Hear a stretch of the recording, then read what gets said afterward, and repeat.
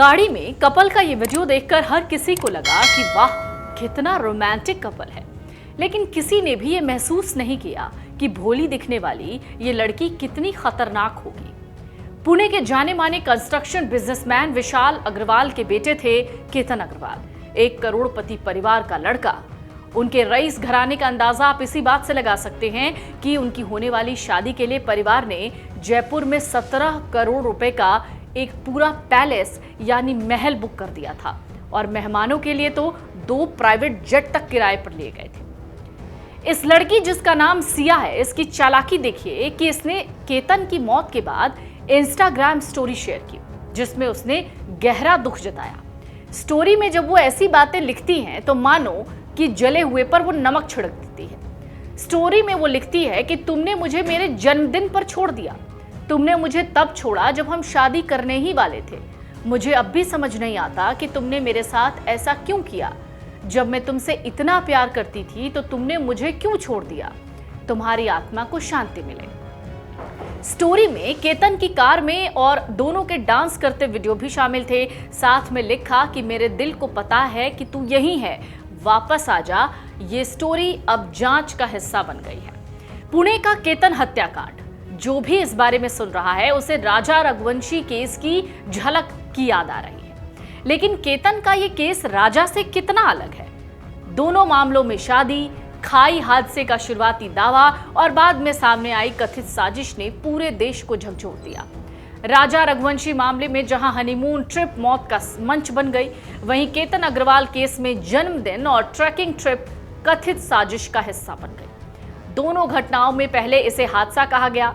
केतन वाले मामले में कहा गया कि युवक खाई में गिर गया और दूसरे वाले यानी राजा रघुवंशी वाले में भी कहानी ऐसी ही समझ में आई, पैटर्न एक जैसे थे। लेकिन तकनीकी जांच, मोबाइल डेटा, सीसीटीवी फुटेज और पूछताछ ने ऐसे सवाल खड़े कर दिए जिनके बाद पुलिस हत्या की दिशा में आगे बढ़ी। यही समानताएं अब लोगों को ये सोचने पर मजबूर करती हैं कि क्या दोनों मामलों में क्राइम पैटर्न एक जैसा है। तो क्या सिया ने सोनम रघुवंशी को अपना गुरु मान लिया था? 14 जून को सिया और केतन लोहगढ़ किले पर गए। उस समय वो दोनों ही वहां मौजूद थे। उसी दौरान सिया ने केतन को धकिया दिया। धक्का लगने के बाद केतन पीछे की ओर सरक गया, लेकिन उसका हाथ झाड़ियों में फंस गया और उसकी जान बच गई। सिया ने इस वारदात को अंजाम देने से 4 दिन पहले भी केतन को खाई में धक्का देकर मारने की कोशिश की। वो केतन की हत्या का प्लान ए था। जब प्लान ए फेल हुआ तो सिया और चेतन ने प्लान बनाया। अगर ये योजना भी फेल हो जाती तो भी सिया ने प्लान सी पहले से तैयार रखा था। केतन के पिता विशाल अग्रवाल ने कहा कि सिया और केतन 3 बार लोहगढ़ किले गए थे। हत्या वाले दिन से 4 दिन पहले 14 जून को सिया केतन को लेकर लोहगढ़ गई। ये सिया की साजिश का प्लान ए था। इसी दौरान सिया ने सबसे पहले केतन की हत्या करने की कोशिश की। सिया ने किले से खाई की तरफ केतन को धक्का दिया। हालांकि केतन ने एक झाड़ी को पकड़ लिया और उसकी जान बच गई। जब सिया का राज खुलने लगा तो वो सांप है चिल्लाने लगी। सिया ने केतन को गले लगा लिया। केतन को भी लगा शायद वहां सांप था। इससे बचने के लिए सिया ने धक्का दिया। केतन के परिवार का कहना है 19 जून को सिया का जन्मदिन था। इससे एक दिन पहले सिया ने प्री बर्थडे सेलिब्रेशन के बहाने यानी प्री बर्थडे सरप्राइज के बहाने केतन को लोहगढ़ किले बुलाया। पुणे पुलिस कहती है कि इस दौरान सिया का कथित प्रेमी चेतन भी पहुंच गया। चेतन ने अपना मोबाइल कोंडवा में अपने घर पर रखा था ताकि किसी को उस पर शक न हो जब मोबाइल लोकेशन ट्रेस की जाए। उसने अपनी पहचान छुपाने के लिए अपने कपड़े भी बदले थे। चिलचिलाती धूप में हुडी पहने हुए लोहगढ़ जाते हुए चेतन का सीसीटीवी फुटेज पुलिस के हाथ लग गया। किले में जब केतन मोबाइल से तस्वीर ले रहा था तभी सिया ने उसे खाई में धक्का दे दिया। इसके बाद सिया ने ही पुलिस को फोन किया, कहा केतन फिसल कर खाई में गिर गया। पुलिस और परिवार भी मौके पर पहुंचे। ये सिया गोयल का प्लान बी था जो सफल हो गया और केतन को मौत के घाट उतार दिया गया। केतन के पिता का आरोप है सिया ने उनके बेटे की हत्या का फुल प्रूफ प्लान बनाया था। अगर लोहगढ़ में प्लान बी भी फेल हो जाता तो सिया के पास केतन की हत्या करने के लिए प्लान सी था और वो हत्या वो महाबलेश्वर में करती। सिया ने चेतन के साथ मिलकर प्लान सी भी पहले से ही तैयार कर लिया था।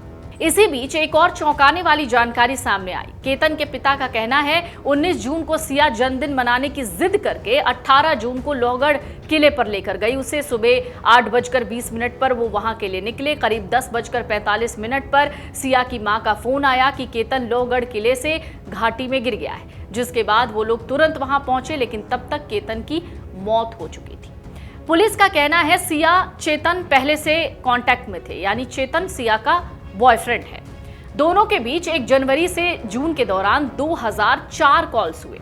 इसी दौरान पुलिस ने कॉल्स रिकॉर्ड निकाले और ये समझ लिया कि सिया और चेतन के बीच कोई तो कनेक्शन है।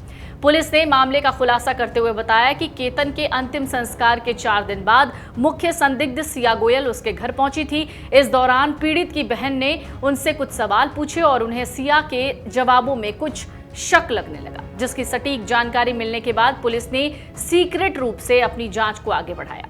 पुलिस की आधिकारिक जांच से ये बात सामने आई है कि आरोपी सिया गोयल और चेतन चौधरी पिछले काफी वक्त से एक दूसरे के संपर्क में थे।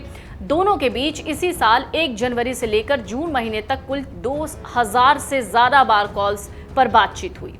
कॉल डिटेल के मुताबिक दोनों ने पिछले 6 महीने के दौरान कुल 238 घंटे आपस में बातचीत की थी, जिसने पुलिस के शक को पुख्ता कर दिया।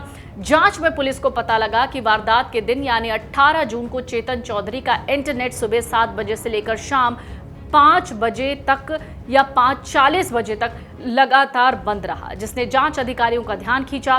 पुलिस को पता लगा कि चेतन ने अपनी लोकेशन की ट्रैकिंग से बचने के लिए एक सोची समझी प्लानिंग की थी।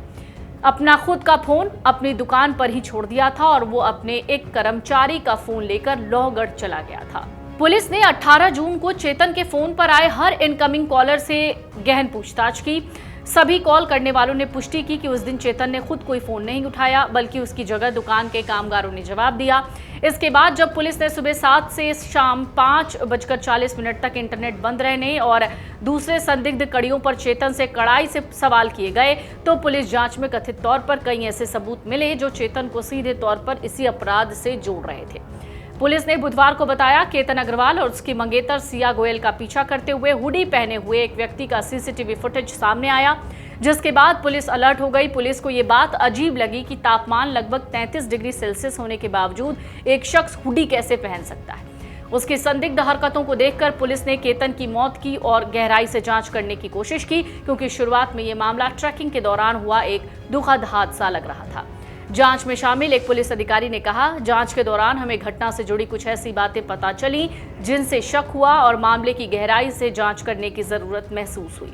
हमने किले के टिकट काउंटर पर लगे सीसीटीवी कैमरे भी चेक किए, जिसमें केतन और सिया को एक साथ घूमता देखा गया।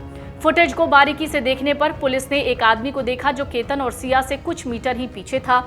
अधिकारी ने कहा उस आदमी ने शॉर्ट्स और हुडी पहनी हुई थी। हुडी का अगला हिस्सा इतना नीचे खिंचा हुआ था कि उसका चेहरा नहीं दिख रहा था। साथ ही उस आदमी ने हुडी के ऊपर हेडसेट पहना था। एक और फुटेज क्लिप में देखा गया कि सिया अचानक पीछे मुड़कर देखती है। उसी समय हुडी पहने हुए वो जो आदमी था अचानक नीचे बैठ जाता है।